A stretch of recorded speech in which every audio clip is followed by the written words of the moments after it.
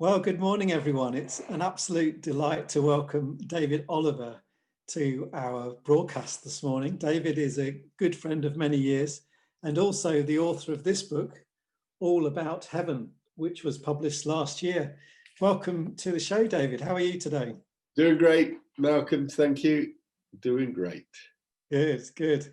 David, the book came about after very tragic personal circumstances in your life. Can you just give our viewers a little bit of the background and where the motivation to write the book came from?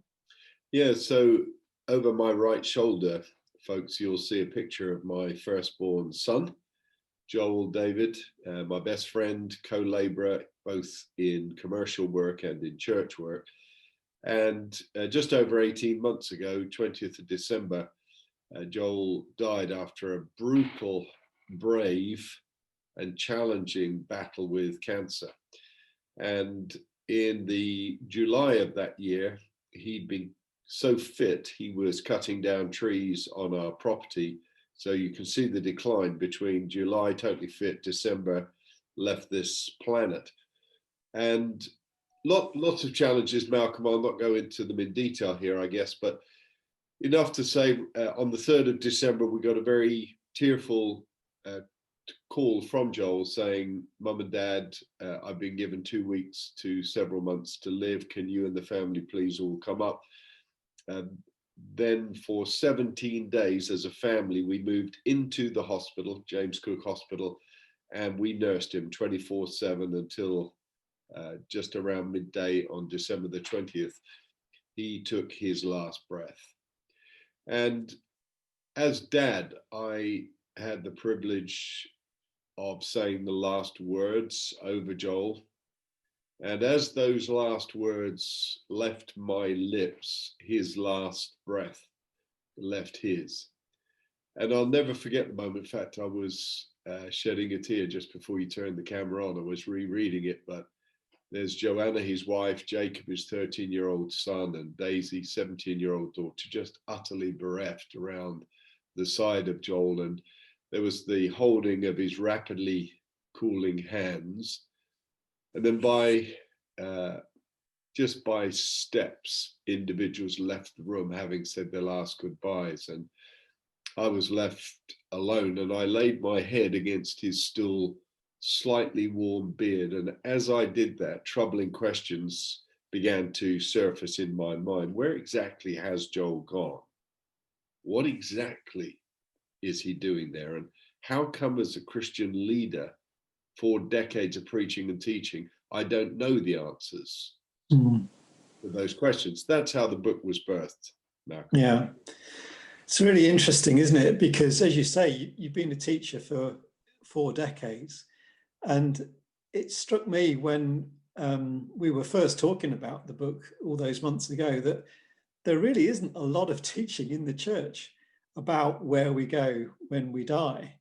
So just give us not obviously there isn't time to go into great detail, but just give us a little snapshot of some of the content in the book and what you've discovered since you started writing it. I was afraid of what I'd discovered. And I committed to a friend, Dave Rebetz. I said, look, whatever I find in scripture, I'm going to write. And I had to face the fact that I might not like what I found. And I think even that gives you a clue. Because if that's what I'm thinking as I'm about to research and write a book, then you can bet your bottom dollar that's what a lot of people are thinking. And what I discovered during the research, and we covered this in the book in the early chapters, it's very rarely talked about in church. It's almost never talked about in fellowship conversation. You mentioned your small group when we were off camera before we started. Almost never talked about in small groups. And when it is, it's not talked about with any great enthusiasm. So there's this odd lack of enthusiastic conversation about the thing that ought to drive us, compel us, draw us, excite us. That was one thing. I also discovered there's a theological gap here. So I looked at 2,400 pages of all the most well-known commentaries that your viewers would know. And there were less than 10 pages that in any way talked about where we go when we die, present heaven. Lots talk about the new heaven and the new earth, but almost nothing on what I've come to call present heaven, what Jesus, Paul, and the Apostle John called paradise. So I think there is that, and I think there's some well-researched material which suggests that most men fear heaven. Isaac Asimov, for example, said, I fear hell, but I fear heaven even more. And we talk about why that might be. Wrong notions of heaven, greetings cards, stylized notions of heaven. But actually then we move into this wonderfully compelling, all-encompassing narrative in scripture. Heaven is God's address. He's King of heaven, Lord of heaven. Heaven is his throne, earth is his footstool. And we begin to get this understanding that heaven, first and foremost, is not where we go when we die. It is that, but first and foremost, it's where God lives, and it's where the will of God is done. It's where increase is found. Of the increase of his government and peace, there will be no end. So heaven is a place of increase. It's a place where God right now has action, activity, fruitful purpose, and function, and it's a wonderful thing to contemplate. That's amazing. The book has been out for probably just under a year now, hasn't it? What sort of feedback have you been getting, and what sort of response have you had? Malcolm, it's fascinating when the bulk of the response has come from evening events, which because of COVID we've had to curtail. We were just on the cusp of doing a mini tour in the UK and then some other countries, and the feedback was just utterly overwhelming. So I'll just give you a few glimpses. I think every time we've done the evening event, if not every time, most times, one or sometimes two couples have come up where a child has committed suicide and they've never been able to talk about it. I mean, that was a shocker. I remember talking to a very good friend of mine, you know him well, and he was gobsmacked. He didn't even know that this family that had come to us had had a suicide. It's just, wow. So that was a really unexpected turn up for the books. But the most common response is, I get it.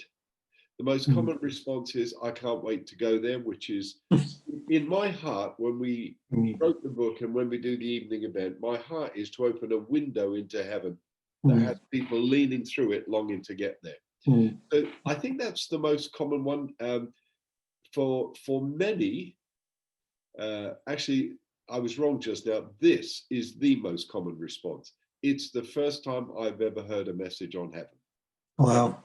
That's the most common response. Yeah. And what they mean by that is they've been taught about the new heaven and the new earth. Yeah.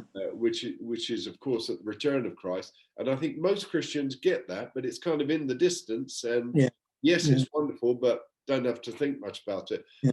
When you talk about where you go when you die now, suddenly that is interesting. Yeah. Interestingly, you obviously have addressed the book to Christians mainly because, you talk about this message not being taught in church. But is there also an audience amongst non-believers, or maybe those on the fringe as well, do you think? Yes. And again, I have to say with that was my hope. And with each of the evening events in the promotion, which you helped us put together in the early days, we tried to encourage Christians to bring not yet Christian friends, and made it clear that actually the evening will not be in your face confrontational, but will be attractional. It will be, make sure you go here because here is a wonderful place to be. And we have had one or two not yet Christians. I think there was one evening where one of them gave their lives to Christ. I wasn't involved in it, the person who brought them. So it's early days, but I've been on to my evangelist friends. you get this same conundrum. So I get feedback, people saying, yeah, it's wonderful having a book on heaven, but what about one on hell? And in fact, David Pawson, before he died, charged me to write one on hell. And I said, it's not my job. You've already written one, which he had. Yeah. But people say that, and it's bizarre. First time they've ever read a book on heaven, the first thing they want to say is, well, what about hell? Yeah. So I said to my evangelist friends, I've heard each of you preach about hell, but I don't know I've heard any one of you preach on heaven. And if you're an evangelist trying to sell the gospel, surely the benefits, the big package has got to be a wonderful, compelling reason. And to their credit, one or two of them said, no, you're wrong. I actually do preach on heaven, and it's a compelling part of what I preach. So Rich Colebrook, some of your viewers would know him. He'd just done a couple before lockdown on heaven. So yeah, there we go.